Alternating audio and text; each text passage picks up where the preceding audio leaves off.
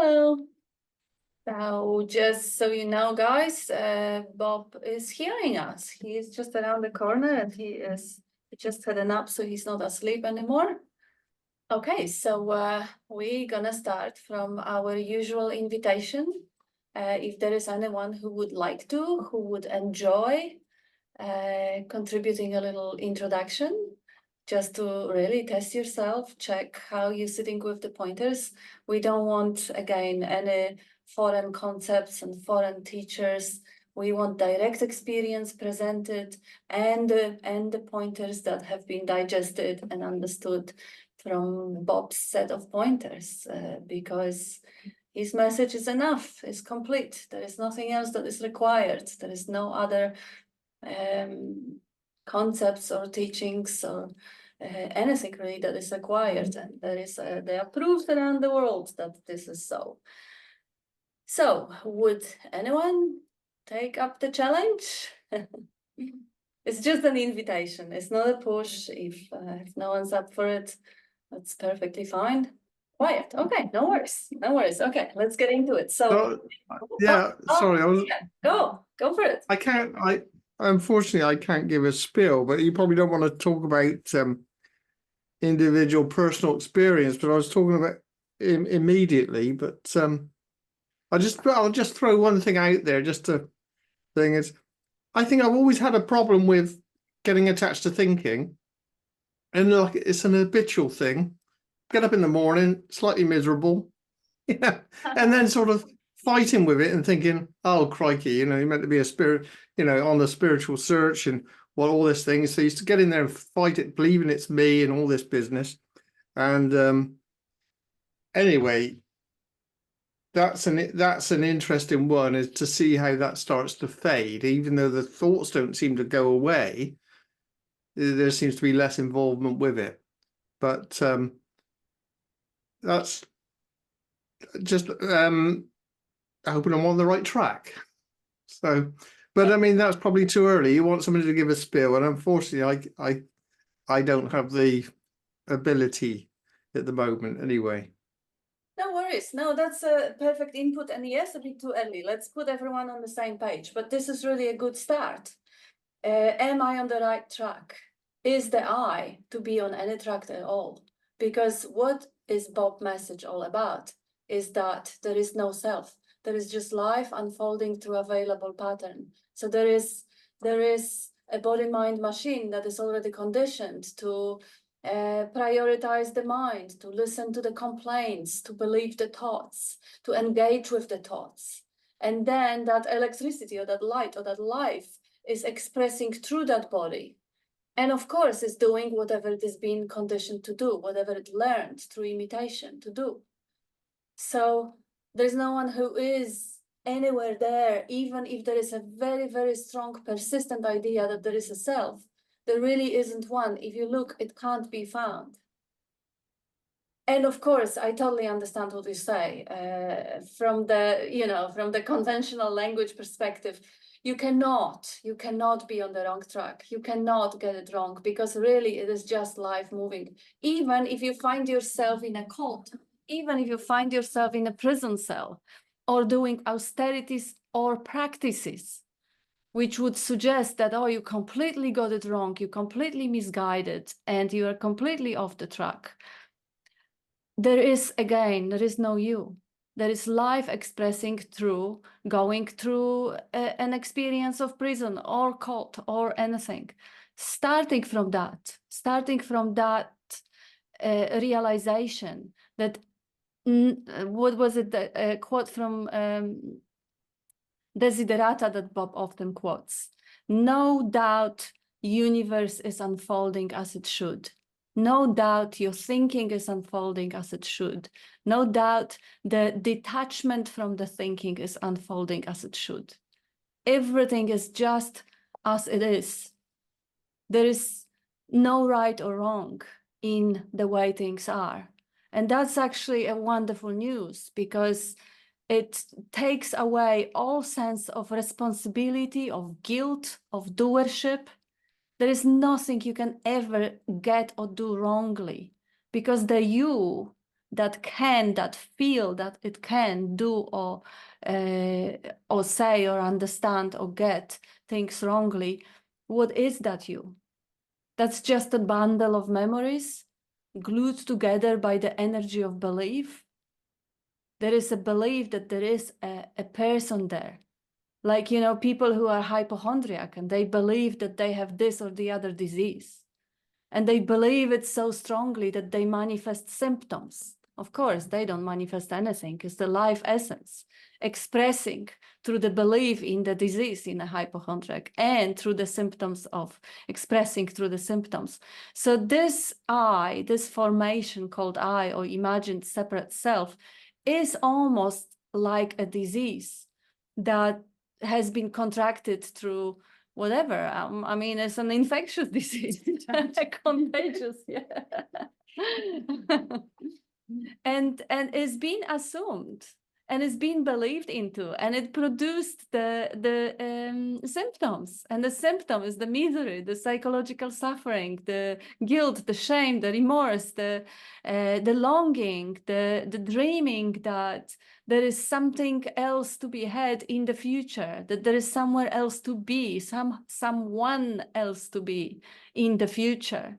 So those all predicaments are just the side effects of that hypochondria of I, of that belief that there is someone there who could get things wrong or who could be on the wrong track. If there is no one there, the universe is unfolding as it should.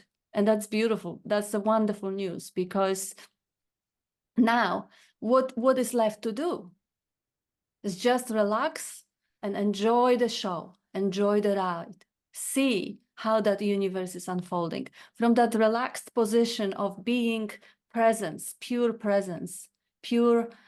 conscious awareness or witnessing, that space-like awareness.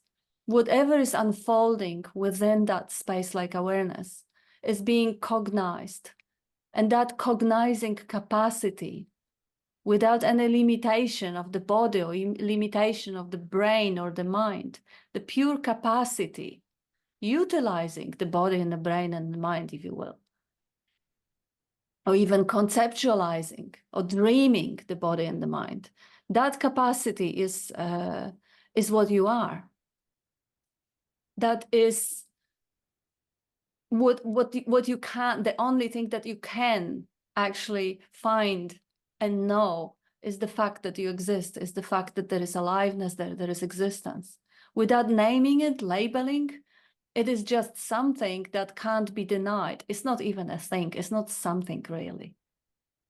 But again, it can't be denied, the existence can't be denied. Without that sense of existence or sense of presence, nothing can be cognized or experienced or expressed. And this is the baseline. You are that existence. And without going to the mind for explanation or for a concept, you can actually directly, you actually cannot not directly know it right now.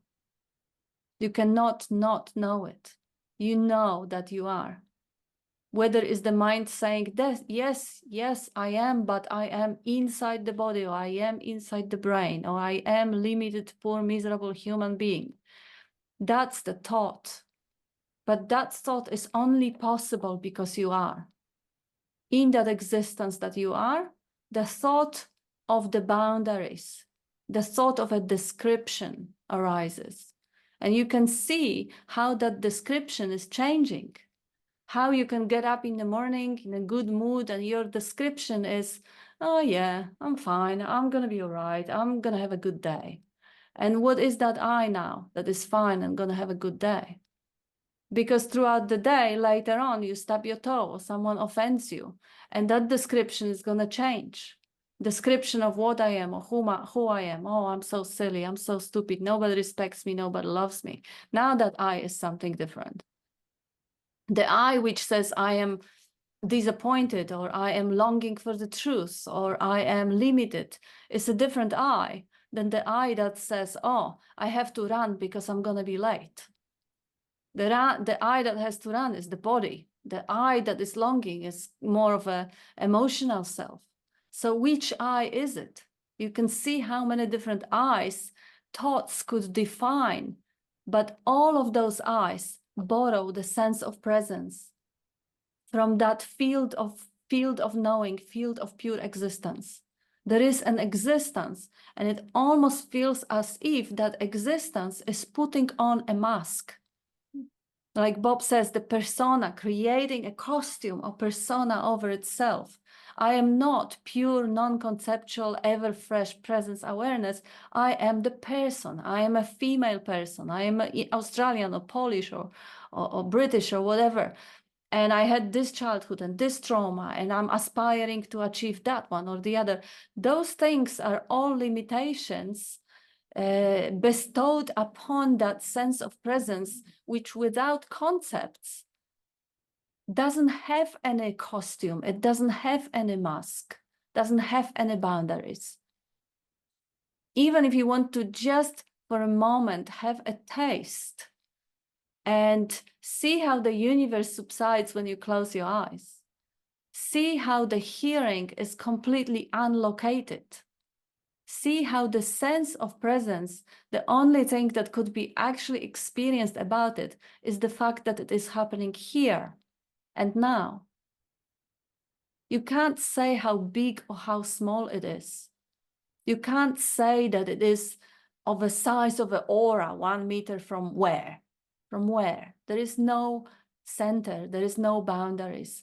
All those things are imposed by imagination, by mental pictures.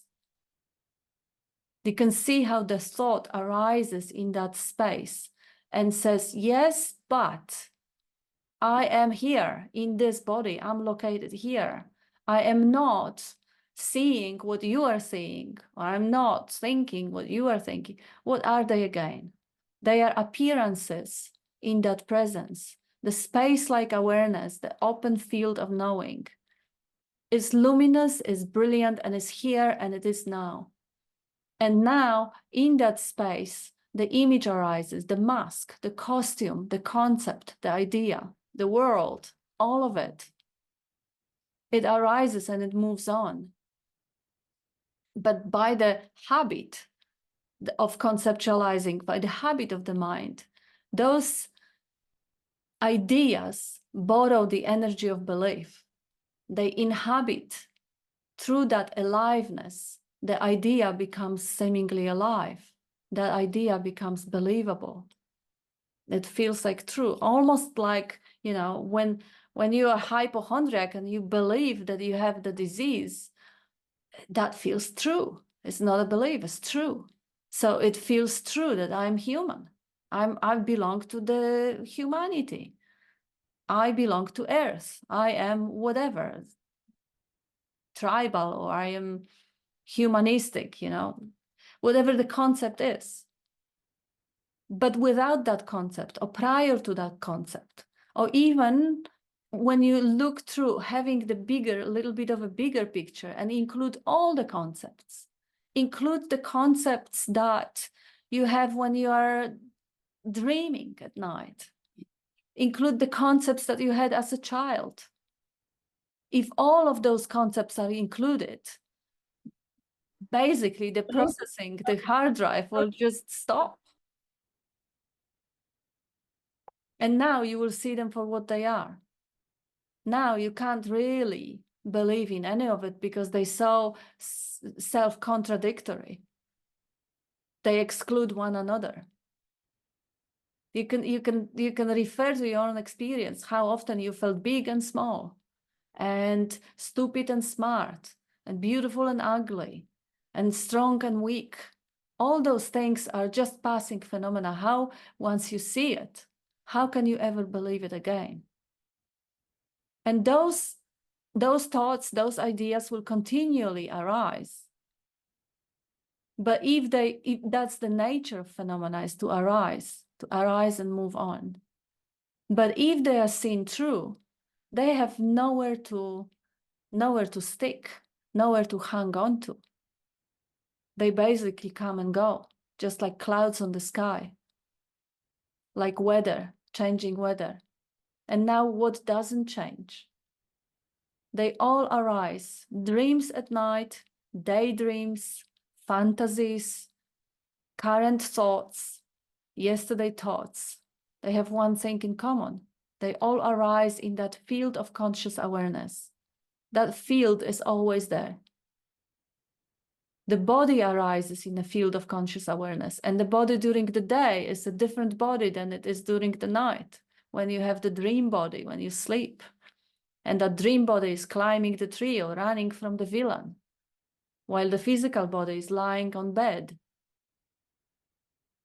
So you can see how everything arises in that field, and naturally, what's the common denominator of all of those arising phenomena? There is the knowing of it, the being knowing. There is the presence, and we can call it my presence or your presence, but it really is just presence. It doesn't belong to anyone. Within that presence, everything happens. Everything is experienced and expressed, and that is what you are. That presence is what you are. And you know it right now. You know it directly, without the thought. Of course, that could be obscured, again, when the thought arises and brings up the masks, the identities, the tasks, the traumas, the conditioning, the distractions. Any mental activity are distractions, and those distractions basically drive the attention away from that basic, simple recognition of the only thing that is undeniable and real through every experience forever now, because there isn't any other time than now. But now is timeless, now is eternal. So in that eternity of now, there is a direct experience, and everyone right now is experiencing it directly, whether you recognize it or not. Experiencing directly the cognizing presence, the alive, intelligent presence, aliveness, radiance, luminous presence of life. You can see how you lose sight of it when the yes, but comes and the doubt is being acknowledged as real. And the comparison comes up. Comparison with what could be, of what is being believed, a mental image that is being believed, bestowed by third party, by some sort of a descriptions, that there is a better state, there is a better way to be, in which I am one in cosmic union with the universe, experiencing bliss or ecstasy, and there are no thoughts and there are no angry feelings, or whatever is the description. There is often some idea, which is a sales pitch for the search. When the search starts, because the suffering is unbearable and there is really the last bit of hope that there is a way out of the suffering, there may not be that big spiritual overlay of that enchanting awakening or enlightened state. But very often that's the case. Spiritual search starts because there is a promise that there is something to be got, something to achieve, something to become, that there is a better way of being, and there is some sort of a supreme state. But it is a natural state.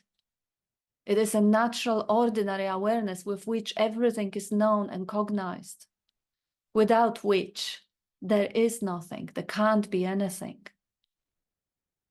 Expecting it to be something supreme and superior and flashy, and overlooking that natural state, that's the tragedy. That's a joke, really. It's tragedy when you see the suffering, but it's a cosmic joke when you see where it actually you know, that what you're seeking has never ever been hidden, has never been taken away, has never been inaccessible or unavailable. It's just that at some point, understanding it conceptually and having that understanding, which you could probably well explain and transmit elsewhere, but not having walked the talk, it's more frustrating and causes more suffering than anything. So at this point, if there is any calling for the heart to step in and fall in love with the truth, with the basics of the truth of your own existence, that's probably where that calling or that resonation. So did you want to say something, Nirguna? Yes, I would like to reply you about the search. I cannot go in with you when you say the search, and searching is your own thing. It is not about search. Is all what there is. There is no you. There is no me. There is nobody. There is nothing to find. Wait. I don't get where did you come with the idea that I say the search is the wrong thing? I don't think any of us, Bob or anyone here, has the concept that right or wrong is any objective reality in it. So no, it's nothing right or wrong, but thinking makes it so. That's the only wrong thing, believing a thought. And even that is not wrong by the individual who doesn't exist. There is no one who can get anything wrong. Yes, there is no one there. The searching is the calling. That's one same thing. Searching is the calling. And when we see that everything will be resolved, because it is only searching, it is only calling. Nothing else exists. That's energy, that's essence who search for itself, who look for itself. And the calling, without searching, nobody would be here in this place. We are everyone here because of the call, because of the search. And it is most important thing. That is those energy. Sailor Bob's style of pointing is to bring the attention to the way mind gives undue importance to concepts. So you bring up the concept that, oh, you must do this or the other. Oh, this is super important. This is crucial. And that is how the simplicity of that beautiful natural state, ordinary awareness, is lost. However, staying with the simplicity and clarity of the way Bob shows it, nothing that the mind has to say, nothing is important. Yes, so I'm speaking about the energy of awareness, about the energy that emanates from our essence, from our source. We can distinguish spiritual seeking and the searching. Distinguishing. The search is a movement of energy, fundamentally. That is all the search. That is what I say. That is what I say. Absolutely. Absolutely. That's what I'm saying. And those energy, those seeking has brought us together here in this space because of that, because it wants to be seen, to be discovered, to be there. You are creating the idea of cause and effect, that this is one singular cause that created that effect. According again to the way message is presented, and I think there is no way of presenting it any better, is that there is no cause and effect relationship. There is the complete interdependence of infinite amount of factors coinciding that made us here in that space, that is because it really is one appearing as infinite amount of different factors, different patterns, different forms. So it isn't really that just because of the search we are together. Yet we could also say because of the earth that we are born, or because of the air we are breathing. It is really just one essence. That and cause and effect is always a trap. It's a mystery. Finding out that, oh yeah, okay, in a probability of 17.5%, it is because of that, and 12% of that, and 0.01 of that. Yes, but there really is no singular cause and effect. Because who is searching? Who is searching? Who There you is go. searching? Mm. Can you Who find is searching? an independent entity who does the search? I'm speaking about essence, about the truth. Is the essence somehow deficient and it needs to seek? Is there No, but the energy we calling seeking is of the same nature. Everything is of the same nature. Wouldn't it be the simplest way maybe to just boil it down that life is lifing? Yes. Because then we don't bring in any concepts. Then what you mean with life is lifing, you see it. You may be thinking about, this word, this feeling of mumukshutva, this longing home, that we somehow in our human being, maybe that there's somewhere inside of us a knowing, a longing to realize this natural state, to come back, or to remove all the layers that we have moved on ever since conception. If I may say, to me, it's almost like even from conception, the layers began to build. First the layers built us the body, then the layers built us all the concepts and all the thoughts, and even in all that, there was still this. The natural state was still there as the backdrop, as space, as there's always been there. I mean, so it's just lifing, and life is lifing us here to this Zoom call. Life's just lifed us here, I don't know. So what I've always heard Bob say so many times, or let me paraphrase Bob to Jenny-ish, is that the less I think, the happier I am, or the freer I am.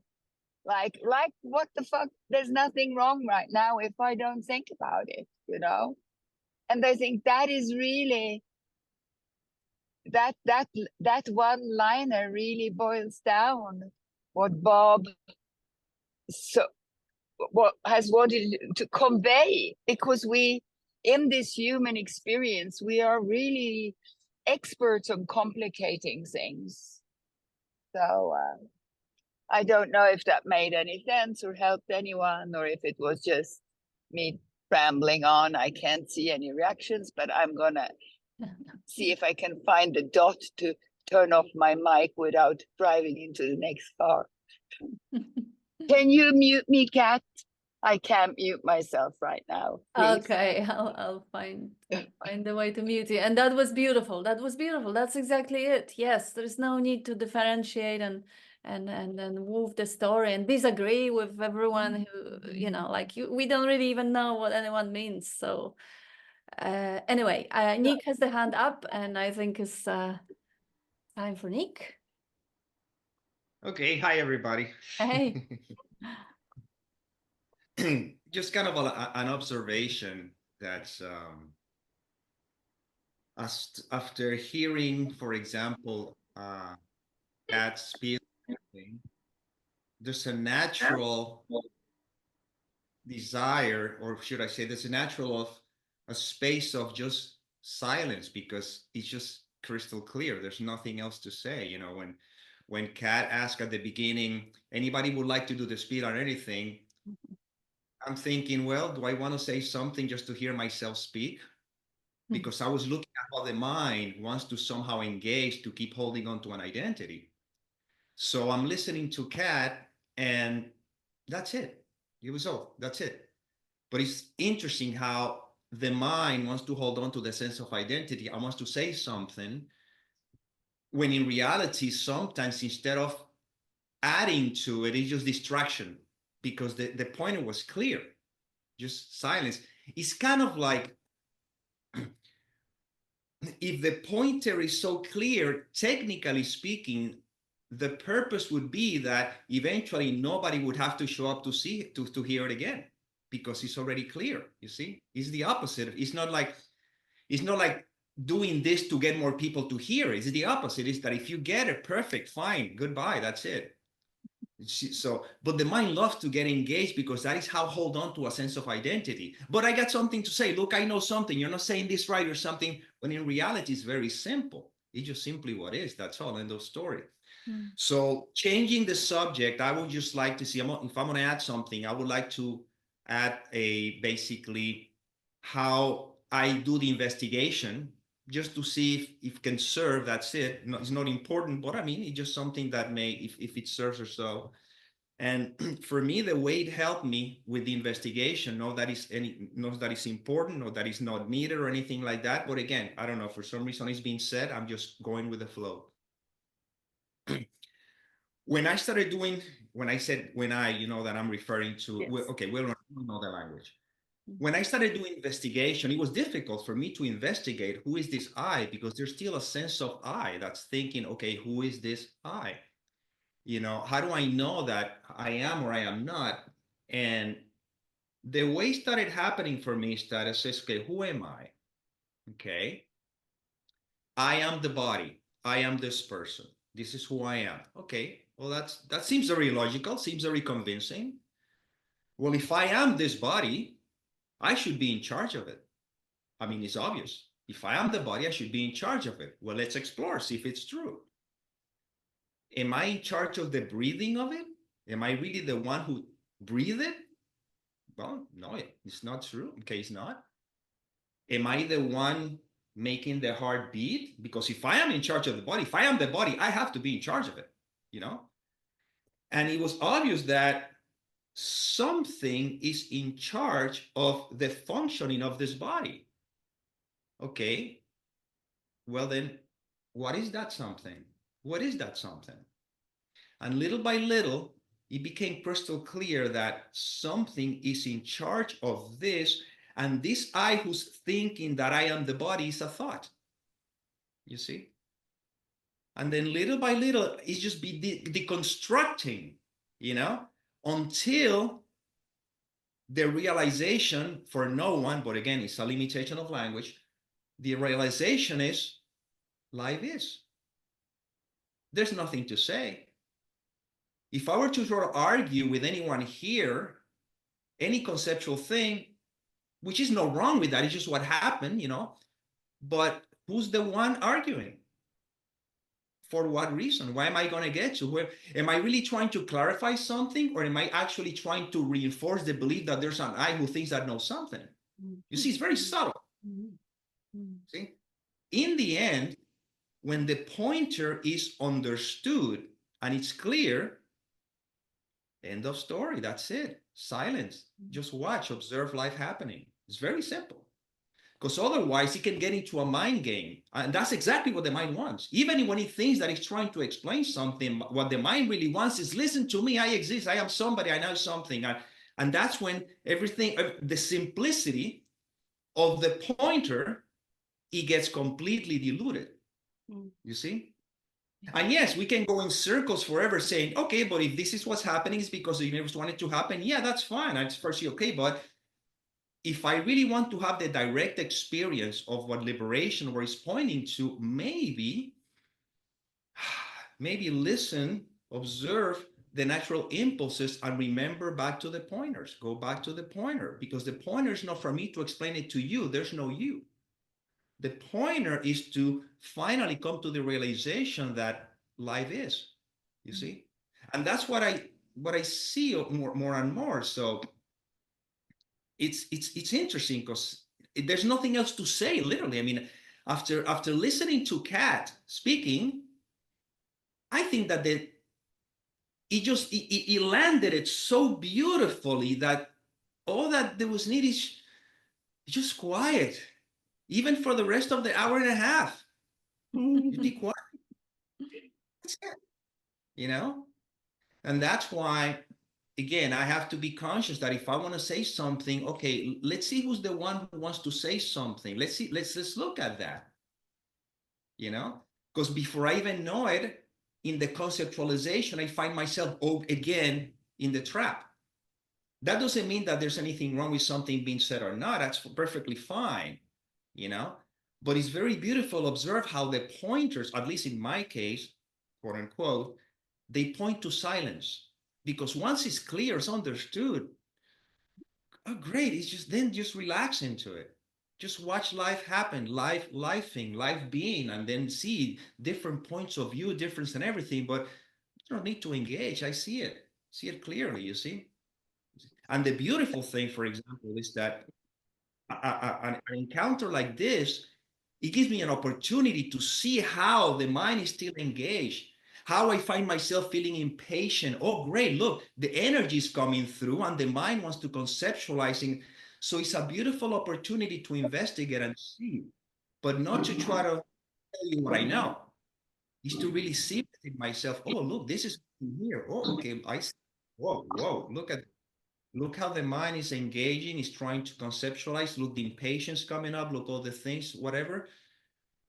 So that hopefully, you know, then I love how Kat answers to questions in a way that, at least the way I perceive it, very, very kind of loving, kind, and everything like that. And I see myself going like, I mean, I would like to say a couple of things, you know, but I'm thinking, I want to be like Kat. You know, I want to be like that, because I know that part of the conditioning of this personality tends to be very, very, sometimes very confronting. I'm aware of that. But again, the beautiful thing that Kat was saying at the beginning, that, yeah, that's so, okay, that's just the way it is. As of this moment, it could change right now, because you never know. But it's interesting watching. I love watching me, how I see when I'm reacting, but not so that I can tell. No, well, let me tell my point of view so I can show you. No, it's to see. Oh, wait a minute. Look how I'm getting caught in the thing, you know. And that's the beauty. That's the gift that this kind of encounter offers me. Not the information. The information is already there. I mean, what's the point? Why am I going to go ahead and say the same thing? I'm already got it. You know, just point out. It's just to look how the sense of identity wants to keep holding on to it, you know, because in the end, life is, if it is, you know, and so that I don't know. There's nothing to say really. That's just what it's pointing to. So anyway, that's what it felt through this imagined character, whatever the case may be. Consciousness talking to itself through the different parts, and I don't know. That's what it says. Well, and at end of the whatever I had to say, I don't know. For whatever it was said, that was had to be said. It was beautiful. It was beautiful. And this is really it. This is the subtle pointing that, and I love it. I couldn't say it any better in a million years. And I was actually kind of feeling that maybe I'm coming across a little bit like a tigress, being too rough with the defending Bob's style and language. So I'm actually glad to hear that feedback. Because obviously I'm biased. But Yvonne says silence sings, Nick, like a guitar. And Yvonne says whole cosmos, self-concept, believe in politics, economics, and medicine. And Yvonne also says beautiful comparison with hypochondry. And Yes, and also in regards to pointers, I love, Nick, how you brought in, and this is such an essence, it's a subtle essence of teachings where I was just inviting to really look through your heart. What is really, really longed for? Is it to be right? Or is it to actually see where the pointer is pointing? And what Nick was bringing up, if you can actually see the silence behind the pointer, oh, just join with it, just melt into it. But if it's not, well, okay, maybe another pointer will do it. But stepping up and saying, I disagree, this is wrong. Well, pointer may not resonate. That's fine. It may resonate with someone else. Don't kill it for them. The pointers generally are concepts. No pointer is true. So we can say, I can bring up the deck of cards and we have 88 pointers there. And every single one I could just for the heck of it pull apart and prove wrong. Very easily, because they are words, because this is language, this is dualistic. All of those concepts, mental images, has its opposite. So really, it isn't about agreeing with the pointer, seeing pointer, disagreeing, arguing with the pointer, having a better point. It's not a competition of which pointer. It really is letting them take you beyond the need for further help, beyond any need for any pointer. If the pointer touches your heart, melt into it. If it doesn't, ignore it. Maybe the next one will do it. And I see there was someone here. Diane says, I found this in a comment and shared it yesterday with a friend. This is from Ramana, that Nick just reminded me of. Whatever is destined not to happen will not happen. Try as you may. Whatever is destined to happen will happen. Do what you may to prevent it. This is certain. The best course, therefore, is to remain silent. Yeah, that is beautiful. Not that we believe in destiny, but this is exactly the pointer that is pointing to silence, not to the concept of destiny or what was predestined or what wasn't. This is not a pointer about whether the time is real or there is future or supreme being.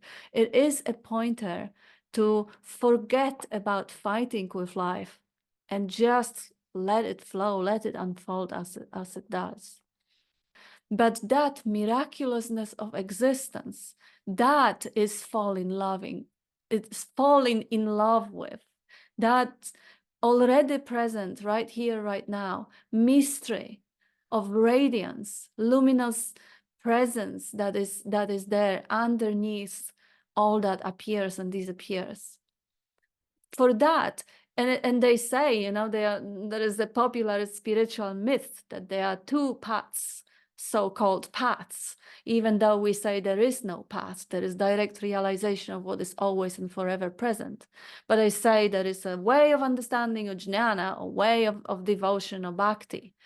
But there is no way really for jnana, because it is realization of what's already here. Moment to moment, not yesterday, not in a month time, not when I will contemplate another 100 hours, but right here, right now. And with that comes the heart. When you realize that life is all there is behind every petal on a rose, behind every scent, every fragrance, every story, every galaxy, every microbe, every drop of water, everything that you see around, and the emptiness that it is made of. You see, you can't help but love with all of your heart that incredible mystery, that incredible miracle. And that is inevitable, whether you practice bhakti or not. Realization comes with that mind-blowing openness, with that great, wow, you cannot not love it with all of your heart, even though there is no you, but that essence, that love in action just shows up and fills up the space of experiencing. But in the, again, spiritual jargon, there is an idea that if there is no recognition, then practice metta meditation, practice bhakti, practice surrender, practice this, which there is still a person practicing something, or seek, or pray, or invite that presence, that God to find you, or surrender. And it is, of course, in a way, a beautiful way for the life to experience and express love. And from the realization standpoint, absolutely nothing wrong. The idea, though, comes that there is an I, me doing it, while it is life. It is life. Life creates bhakti. Life creates devotion. Life creates all the paths. It is the way life dances. Life is lifing. There is no self doing it. The idea, and I was taught that by my guru as well before I met Bob, that, you know, if the recognition didn't land, then at least, you know, at least practice bhakti, at least you'll be in love. At least you will not be as miserable. You will experience some joy and some pleasure. And also what goes with the picture, that sense of pleasure and that sense of love and surrender is really intense, is intense emotionally, intense energetically. It rewires the brain. It creates the addiction. It creates the sense of deprivation when that sense of surrender is inaccessible. And that's perfectly fine for life to experience. But if there is a sense that this is me, and now I'm being deprived, I'm being in love one moment, and I'm being in disgrace in another moment, the suffering is immense. And again, if there is a doership is completely recognized as just an illusory pattern of narrating, of commentary, life is creating the urge, and the commentary says, this is I want this, I desire that, I will go there and do that. But it is really always and forever life. Then there is no sense of guilt. There is not even a sense of deprivation or disappointment. And even if there is, that disappointment and deprivation is not personal. It is life experiencing what it wants. And even in those intense feelings, there is no psychological suffering because the life recognizes itself as the presence in which all that happens.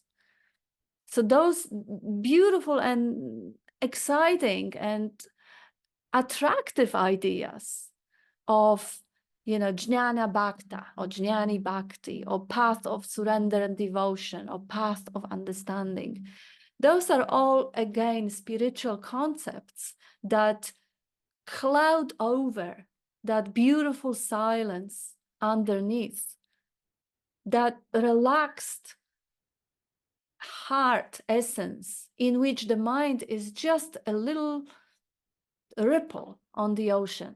It's not the reality. I see a couple of comments. Jonas has to go.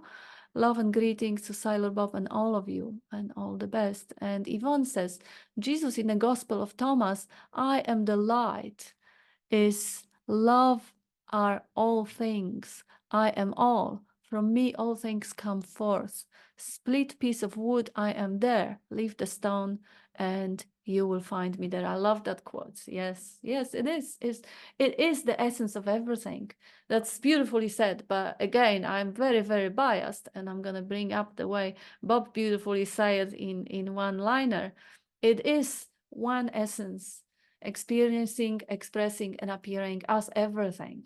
Yeah, split the piece of wood, and that's the presence there. That's the one essence. That's the cognizing emptiness, or the pure field of potentiality, a Shiva, non-existence, emptiness, emptiness pregnant, not empty emptiness, but pregnant with potentiality for everything, the nothing with the potential for everything. And Michael says, at least is the worst recommendation. Thank you, Kat. That was very clear. Yeah, I agree. I agree. That is, yes, especially that it puts you back to the trap of believing that you are the choice maker, you are the doer. Now, okay, you gonna go on that path and do those things, meaning you will start again taking credit even though there might be, the intensity, pleasure, pain, pleasure, deprivation, and it might be attractive, and it is wonderful from life's perspective to have, couple of extreme experiences in all that unified field of totality. As usually what happens in the groups of belief-based systems, I'm going to go and save you. You do as I do. This is going to be good for you. So let's do this. Let's practice that. Let's become that. And again, that's just more confusion, because that's more taking credit, more reassuring and reinforcing the idea that there is a self which has free will and which has a power, while in another way of Jesus is pointing to that power is omnipotence, is the one power, is the one presence appearing in the piece of wood and then all the other things that was mentioned there, but it's still the same presence. And Bob would say, this is Yvonne, Bob would say, he's not talking about himself, but the sense of presence. Exactly. Also, another way Bob puts it, we say everything is that. Split the wood is that. Break the stone, and the stone is that. And the body is that, and the galaxy is that, and the chair is that. Also, he says, there is a being of a chair. Chair is being, piece of wood is being, a stone is being, a body is being, a galaxy is being. That is omnipresence, omni-being. Everything is being. And then we separate that being with labels. This is being me, this is being you, this is being that, this is being that. But it is all one being, experiencing and expressing as everything. And seeing that, realizing that, yes, you just dive into that silence, and what is there to do? Just be. Relaxed presence. And Lisa Lotte says, thank you, Kat. You are so crystal clear. Thank you for sticking to Bob's wonderfully uncomplicated and accurate style. Thank you. And thank you for your kindness and seeing the loving energy behind the words. Oh, and I got three people hand up to that. Thank you. Yes, it is. It doesn't need to be improved. Hey, Bob's message. It doesn't. It contains everything. It really exhausted the topic. Nothing needs to be added. It's absolute. Nothing needs to be taken away. Nothing needs to be improved upon. And in so many ways, he brings the message, he drives it back home. Omnipresence, all being, omniscience, all knowing, through the knowing of Jehovah's Witness, through the knowing of anti-vaxxer or political, any knowing is the same knowing, just labeled, separated in the dream, expressing and experiencing in so many ways. And omnipotence, no space for taking any credit for anything. There's no one there doing anything. And then what could ever be wrong? All right. We are witnessing a miracle of unfolding every moment, fresh and new.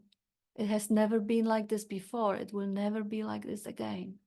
Just now, full of experiencing in all the fields that this human pattern allows. The seeing, the hearing, the tasting, the touching, the thinking. And the thinking, if we approach the thinking the same way as we approach the hearing, it's so much easier not to take credit for it. I disagree. This is not right. This is my thought. I think I'm right, you're wrong. If you actually see that those thoughts arise in the field of hearing, it may be not completely auditory because thoughts are kind of like a silent hearing. Bob sometimes says it's like a subtle vibration, like a soundless sound. Jenny says, beautifully spoken, Kat. Happy if that is a bit light. Thank you. Yeah, I find it that, thought arises and it is known. I didn't think it. It was somehow cognized, not exactly heard. Like, when Bob is speaking, it is heard. And then when I am speaking, or this body is speaking, it is also heard. But when no word is spoken, but the thought arises, it is also heard in some way. Not much different to anything else. It is just what arises, like what arises in the field of hearing, what arises in the field of thinking is the same. And if you actually see how the thinking is alike, the narrative is being heard, the commentary is being heard, then it is so easy to not see it as personal, to detach from it, to just be even curious. What's my next thought gonna be? What's the next piece of narrative is gonna be? And when the next piece of narrative is comparison or judgment, is still not mine, is still not personal, then, oh, wow, okay, as it is, left as it is. There's no need to judge the judgment because it's not personal. I don't have to feel in any way diminished by the fact that the mind could have been conditioned to always disagree or argue, because I'm not this mind and I have nothing to do with that. Environment created this mind to respond in this way, and I'm the learning of it. I'm a discovering of it.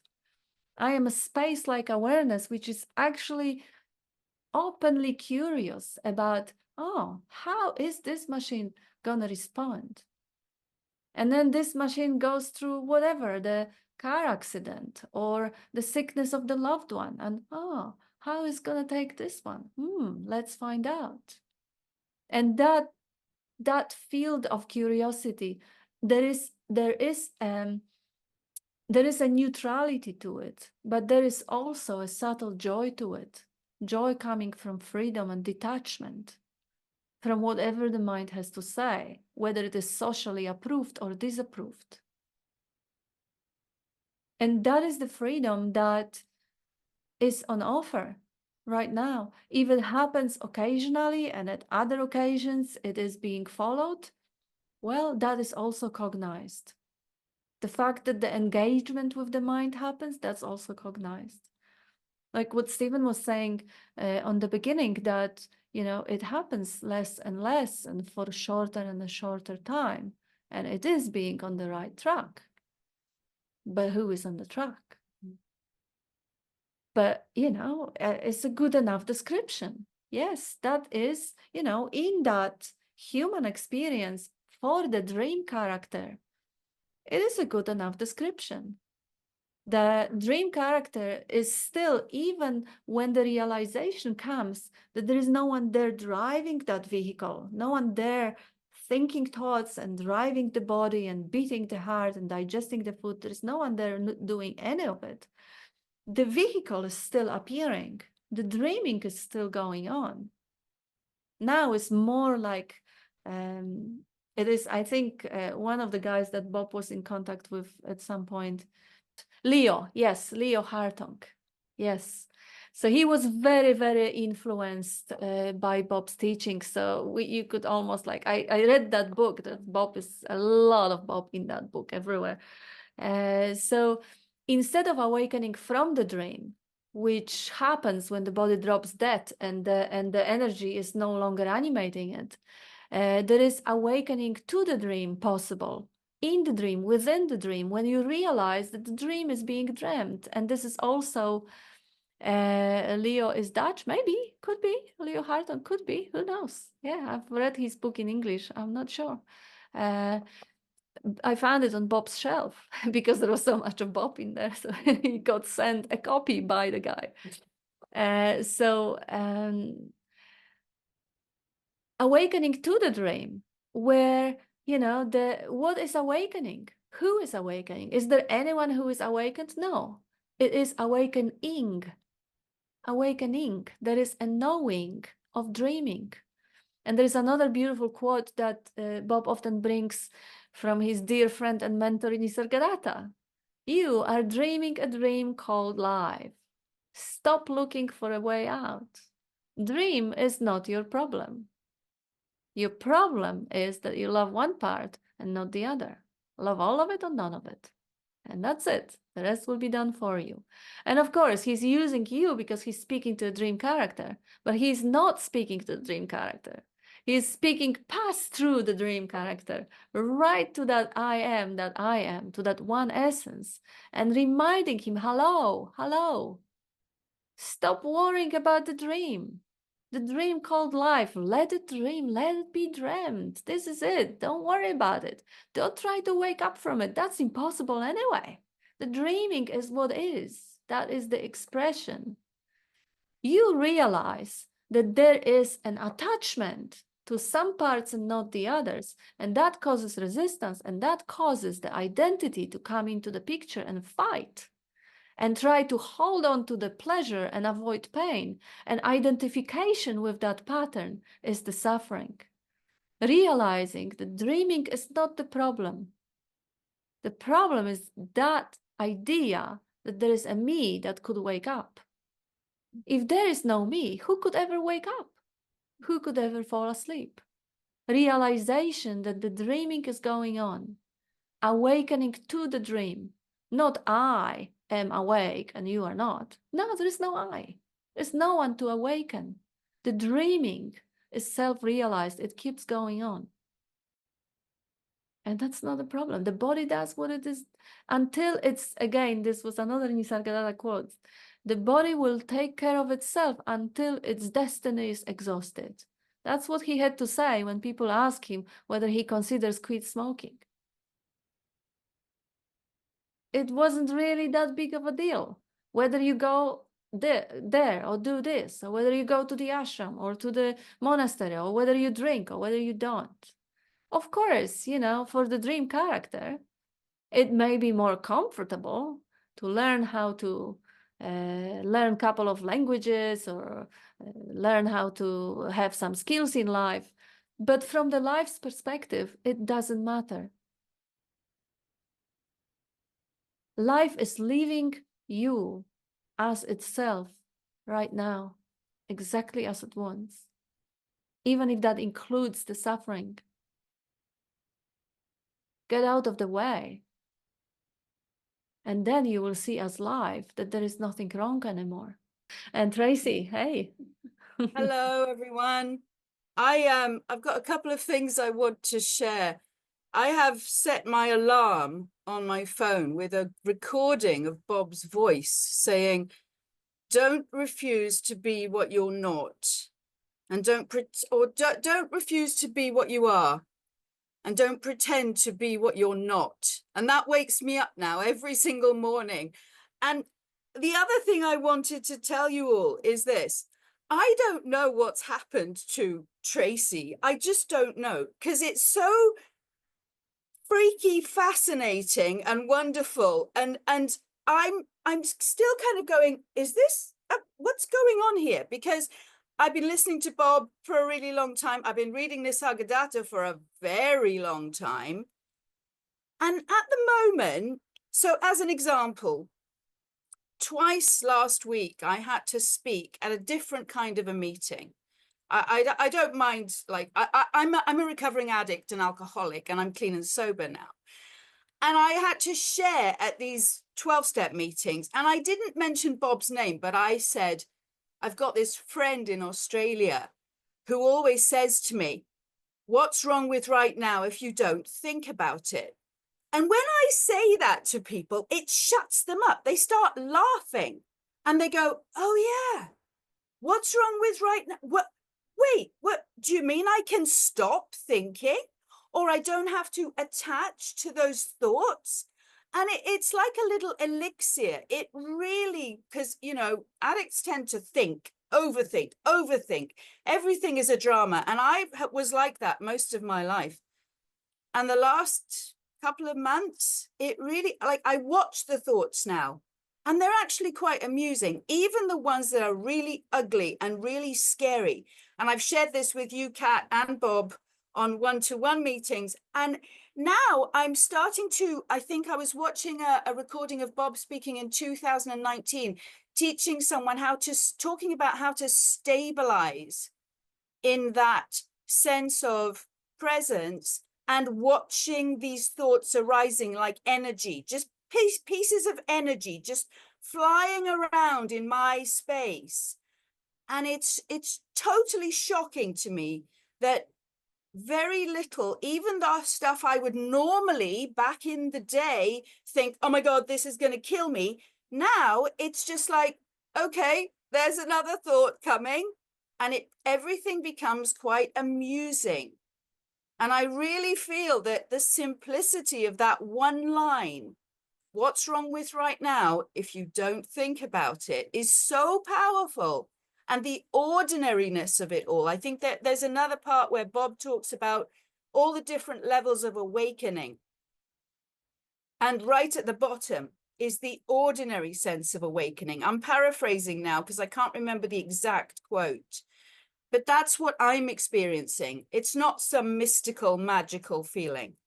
And I also got an awful lot from the way Bob describes Sat Chit Ananda, its existence, consciousness, and loving to be, because for many years I thought that bliss meant ecstatic joy, kind of like when you take pills.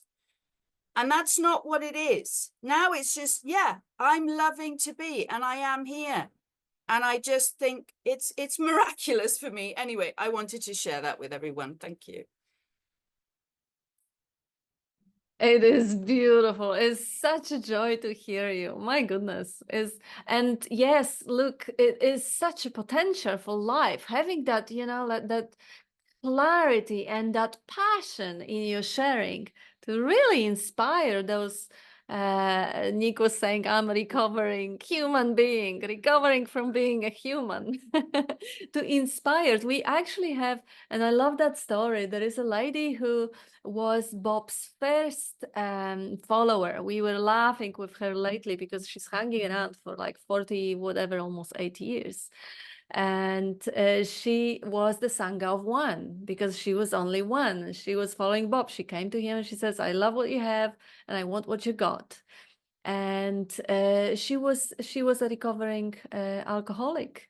And we occasionally, not lately, but occasionally we show up on AA meetings on Bob's birthday anniversaries. And I can't tell you how many people I could recognize Bob's voice speaking through their sponsor, Lena, having that clarity put out in the world and having the joy, because very often in the recovery from addiction, as again, I know from other people, you know, early recovery for the first 10 years, people are still suicidal. And the suicide rate after 10 years of sobriety is still high. There is a level of dysfunction, misery, which is super high. And those touched by the Sangha of One and a few other ladies who later on, and men as well, who later on came and formed a group around Bob. And they were initially from those circles and they spread that light. Those are people who are beyond need for help and they are beyond the high rate of suicide, because it is such a wonderful place to bring the light to the darkness. And in these rooms, there is a lot of pain. So wonderful to have you with your mental clarity and heart and passion to just put it out there in the world. And thank you, Tracy, says Stephen. And I could see, oh my goodness, I could see hand up for a moment ago. Who was it? That was Amin. Are you still there, Amin? There you are. Hey. Yeah, hi. You hear me well? Yeah. You hear me? We Yeah, do. okay. Okay, hi everyone. Yeah. I just had an impulse to share, but then after you talked, just fade out. But yeah, it was this energy, just sharing this clarity of Nick when he said about who is in charge. Is there someone in charge of this body? And obviously no.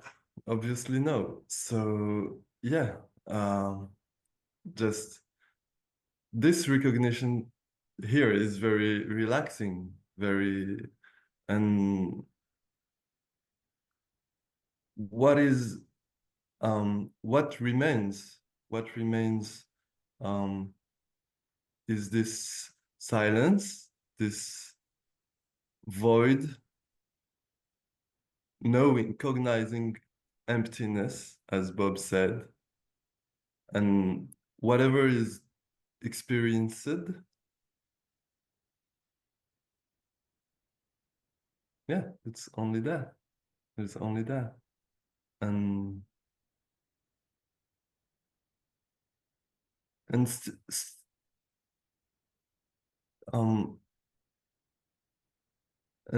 to settle in that, to just relax a bit more, and then the recognition comes that everything is that. Everything. The table, the chair here, the plants, the trees, and yeah, here comes the silence, and here comes the only this space that we are, and yeah.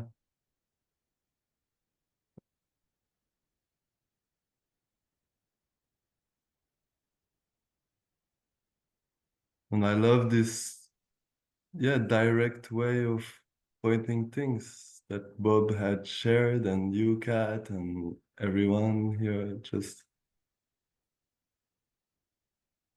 simple, direct, simple. No need to, no need to complicate things. No need to.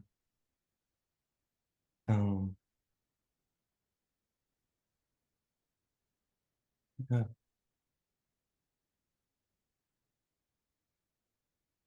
Yeah, I think that's it. That's just what wants to share, to be shared. Yeah.